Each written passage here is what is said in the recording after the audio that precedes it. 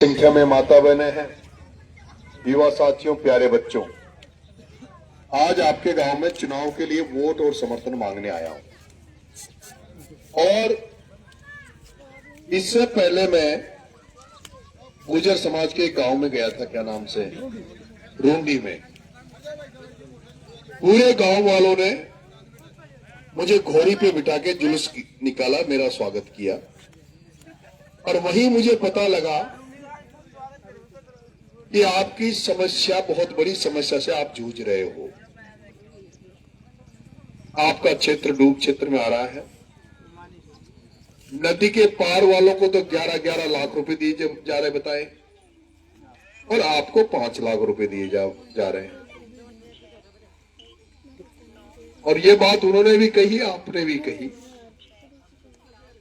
मैं आपको भरोसा दे रहा हूं, जब मैं बिना स्वार्थ के भी पिपलोदी में बच्चों के लिए लड़ाई लड़ सकता हूं, डूंगरी बांध की लड़ाई लड़ने में माधोपुर, सवाई माधोपुर जा सकता हूं। 25 साल से जनता के लिए लड़ाई लड़ रहा हूं, और जहां कहीं भी मुझे लगता है कि यहां समस्या, यहां मेरी जरूरत है, वहां मैं जनता के साथ खड़ा होता हूं, जनता की लड़ाई लड़ता हूं।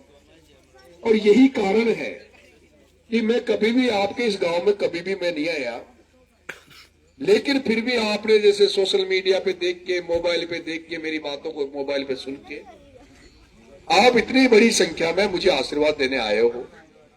तो ये जो मेरे पिछले कर्म थे, वो कामों को देखकर आपको भरोसा है कि ये लड़का अगर कुछ बन गया तो इसको, ये हमारी मदद करेगा। इसी कारण से आप मेरे पास आशीर्वाद देने आए हो। मैं आपको ये भरोसा दे रहा हूं, आप सब लोग एक मुश्त होकर मेरी मदद करना, मुझे चुनाव जिताना।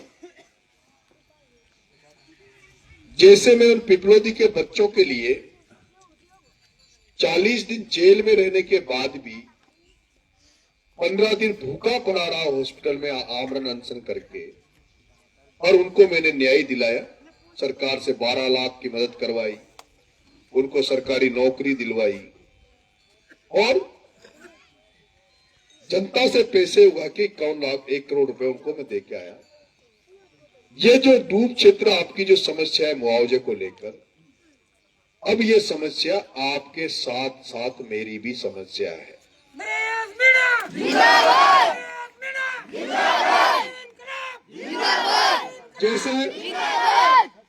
जैसे आज आप चिंतित हो इस समस्या को लेकर, नरेश मीणा के लिए भी वो उतना ही चिंता का विषय रहेगा।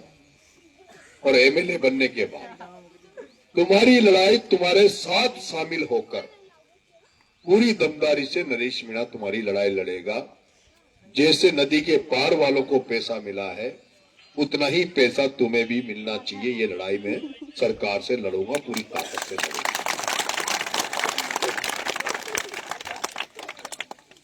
आज मैं 5-6 घंटे लेट चल रहा हूं। लास्ट का जो गांव है वहां जाऊंगा तो शायद रात के 2-3 बज जाएंगे, इसलिए मैं ज्यादा तो क्या कहूं।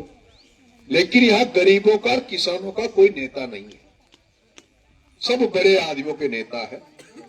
और मैंने तो पूरी जीवन में गरीबों के लिए, किसानों के लिए काम किया है। अभी आपकी सारी फसलें चौपट हो गई, सोयाबीन खत्म, उड़द खत्म, धान खत्म, सब खत्म हो गया, लेकिन फसल बीमा का कोई पैसा नहीं मिल रहा। इसलिए चुनाव हो जाए, आचार संहिता खत्म हो जाए, पूरी जनता की, जनता को साथ लेकर एक एक की समस्या को खत्म करवाने का प्रयास नरेश मीणा करेगा। ये मैं आपके इस मंदिर पे कहते जा रहा हूं। अब मेरी मदद करोगे सारे लोग? हाथ खड़े करो, सारे लोग मदद करोगे। और गुजर बाबाओं, आप मेरी हाजिरी यही मान लोगे या वहां चलना पड़ेगा? क्योंकि लेट हो रहा है।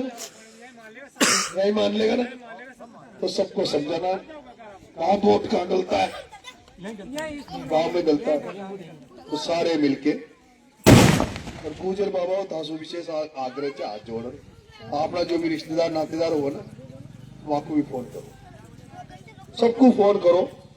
मदद करवाओ। और मेरा गुजर समाज से विशेष लगाव है, अटूट संबंध है।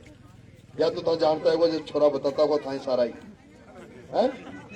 मेरा गुजरों से कैसा संबंध है ये नए लड़के बता देता होगा फोन पर है? तो सारा ही गाँव वाला मदद कर जो। बहुत बहुत धन्यवाद। राम राम।